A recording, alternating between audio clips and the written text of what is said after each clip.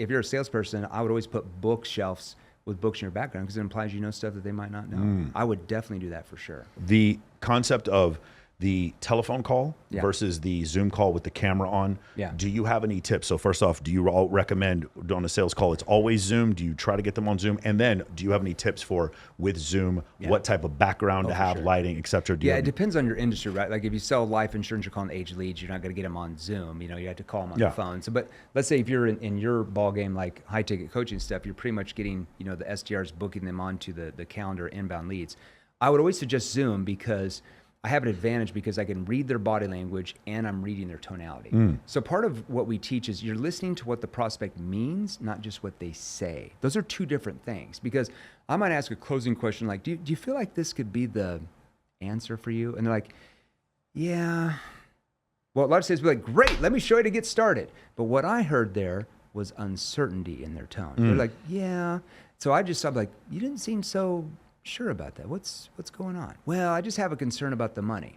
See, I heard uncertainty, whereas a salesperson heard yeah.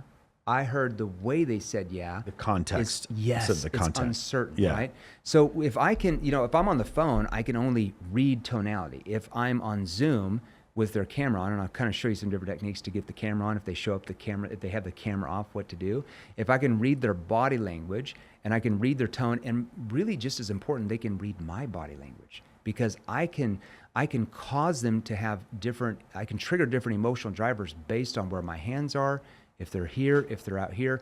This is called the truth pain. So like a lot of times on Zoom, like when we do these Zoom training calls sometimes for, our inner circle clients, we'll do call reviews, and I'll notice like, they have the Zoom camera on and they have it right here, like literally where they can only see like up here in the head. I'm like, guys, they can't see your arms. Psychologically, your survival part of your brain is communicating to that prospect that you are hiding something because they can't see anything down here.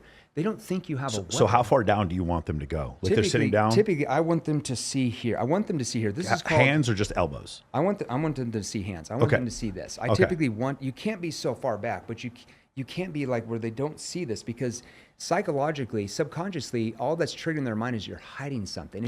It's just in our brain that you've got a weapon, right? Obviously, they don't think that you're going to get shot, but just their subconscious, there's something wrong there, or something they're missing. This is like Mark talks about. He talked about this is called the truth plane. Right? You want to stay here, like when you're talking, like your truth plane. You're like right here, right? Now, let's say if I want to have a concerned tone. Okay. Let's say that you're upset with your girlfriend. She did something crazy, and you walk in with this type of tone and this hand movement. She's like, I'm so pissed off at you.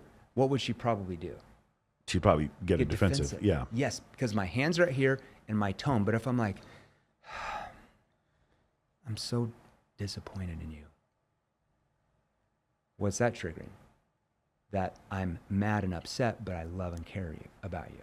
So I get a whole different reaction. I get her to let her guard down. You see what I mean? Just by me going with my hand there, that's a body language signal that says I'm concerned for you, right? I care about you with the tone. So if they can see me do that, I have an advantage if they can't see me. Now, you want to talk about how to get them to turn on their camera? Because the prospects that come, the camera's off, your camera's on. And I see salespeople do this all the time, like, hey, can you turn your camera on? I really like to see who I might be working with. Cringe, like they're running the other way, like, oh really? Like they're not going to do that. So here's where you use the confused tone. Can you see me? Okay, can you hear me okay? Oh yeah, I'm having a hard time seeing you. Is your video broken? Like I'm confused. Now a lot of times they'll be like, oh no, it's not broken, just out of embarrassment, and they'll turn it on. Or sometimes they'll be like, oh well, I just I haven't gotten ready for the day. Well, what's going on? It's 1 o'clock over there. Are you still in your pajamas? Oh, turns the camera on. Playful tone, but I have to use a playful tone. If I sounded weird, they'd just be like, whoa, this is weird, and now guards up and it's over basically. For your sales calls, the guys on Zoom, do you use inboard MacBook cameras, or do you set up like cameras on tripods that if they're in the office, they're on cameras with like professional cameras. What kind of microphones do you guys use? Headphones? Nick, what type of microphones do our salespeople even use? Hell if I know. They're all over They're just kind of all over the place. The headsets. Okay. Some people use headsets, noise cancellations like this. Others probably use. We have a couple guys that have stuff like this. We have other guys that just use like a $150 Blue Yeti. Yeah. It just depends. The Yeti's great. I mean, the Yeti's great, especially good. if you have some soundproofing around you. Yeah, if you're not doing a podcast, it's So good. what I'm saying is you haven't noticed any difference with a certain type of background. It's just I do. Well, okay. Here's the thing with backgrounds. I would always suggest that, especially for what you're selling, you need to have like if you look at my reels, did you notice what's in my background? Books, tons and tons of books. About 800 books. Yeah. What does that imply? Did you read a lot? That I know knowledge that they might not know. Got it. That I might have wisdom that I could help them with something. That's on purpose, right? So I stuck quite a few of my books back there so they can see this guy. It's like when you see like a Zoom video, like, and you see the professor with the wall of books, you're like, he's smart. He knows something I don't know. You instantly, that status gets raised because you're like, he must be smart. He must have knowledge, right? That's why I do that in my ads, okay? There's psychological reasons why we do things. What I would not do is have a green screen in the background where they don't see, because they're psychologically, they think you're hiding something. Yeah. I would never do that. So I wouldn't have like you're down in the basement where the sheetrock's hanging out and the stuff like that.